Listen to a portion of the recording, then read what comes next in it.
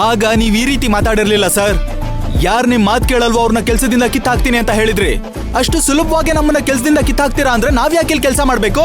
ಹಾ, ವರ್ಕರ್ಸ್ ಬದುಕಲ್ಲಿ ಆಟ ಆಡೋದು ಅಂದ್ರೆ ನಿಮಗ್ ಮೋಜು ಮಸ್ತಿ ಅಲ್ವಾ? ಅದ್ರಲ್ಲಿ ಬೇರೆ ನೀವ್ ಯಾಕೆ ಸರ್ ಇಲ್ಲಿಗೆ ಬಂದ್ ಮಾತಾಡ್ತಾ ಇದ್ದೀರಾ? ಮಾತಾಡೋರ್ ತಾನೇ ಬಂದ್ ಮಾತಾಡ್ಬೇಕು. ಅವ್ರನ್ನೇ ಕಳ್ಸಿ. ಧ್ರುವ, ಇದ್ಯಾಕೋ ಅತಿ ಆಯ್ತು.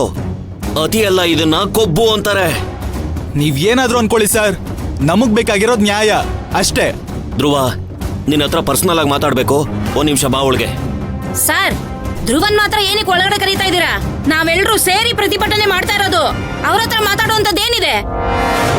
ಮಾತಾಡ್ಬೇಕಾಗಿರೋದು ಧ್ರುವನ್ ಜೊತೆ ಅಲ್ಲ, ನಾವು ರಾಜೇಂದ್ರ ಸರ್ ಜೊತೆ ಮಾತಾಡ್ಬೇಕು. ಅವ್ರು ಇಲ್ಲಿ ಬಂದು ನಮ್ ಜೊತೆ ಮಾತಾಡೋವರೆಗೂ ನಾವ್ ಯಾರು ಕೆಲ್ಸಾನು ಮಾಡೋದಿಲ್ಲ, ಧ್ರುವನ್ನು ಕಳ್ಸೋದಿಲ್ಲ. ಬೇಕೇ ಬೇಕು, ನ್ಯಾಯ ಬೇಕು, ಬೇಕೇ ಬೇಕು, ನ್ಯಾಯ ಬೇಕು, ಬೇಕೇ ಬೇಕು. ನ್ಯಾಯ ಬೇಕು. ಏಯ್, ಎಲ್ಲಿವರೆಗೂ ಹೋರಾಟ? ಗೆಲ್ಲೋವರೆಗೂ ಹೋರಾಟ. ನಿಲ್ಸಿ. ಬೇಕೇ ಬೇಕು. ನ್ಯಾಯ ಬೇಕು. ನಿಲ್ಲಿಸ್ರಿ. ಸಾಕ್ ನಿಲ್ಲಿಸ್ರಿ.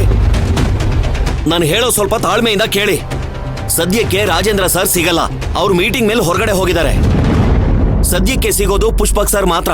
ಅವ್ರ ಹತ್ರ ಮಾತಾಡಿದ್ರೆ ನಿಮ್ ಸಮಸ್ಯೆ ಬಗೆಹರಿಯುತ್ತೆ. ಇಷ್ಟ್ರ ಮೇಲೆ ನಿಮ್ಮಿಷ್ಟ. ಸರಿ, ಬರೋಕ್ ಹೇಳಿ ಸರ್. ಅವರು ಬರಲ್ಲ. ಹಂಗಿದ್ರೆ ನಾವ ಬರ್ತೀವಿ. ಅದು ಸಾಧ್ಯ ಇಲ್ಲ. ಅದಕ್ಕೆ ಧ್ರುವನ ಕರ್ಕೊಂಡ್ ಬರೋದಕ್ಕೆ ಹೇಳಿರೋದು.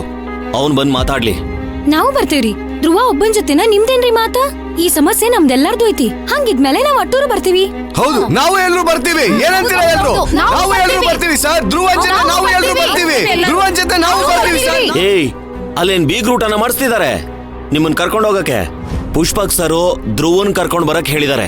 ಅವನೊಬ್ಬ ಮಾತ್ರ ಬರ್ಲಿ. ನಿಮ್ಗಳಿಗೆ ನಿಮ್ ಹಠನೇ ಮುಖ್ಯ ಅಂತ ಅಂದ್ರೆ ಏನಾದ್ರೂ ಮಾಡ್ಕೊಂಡ್ ಸಾಯ್ರಿ.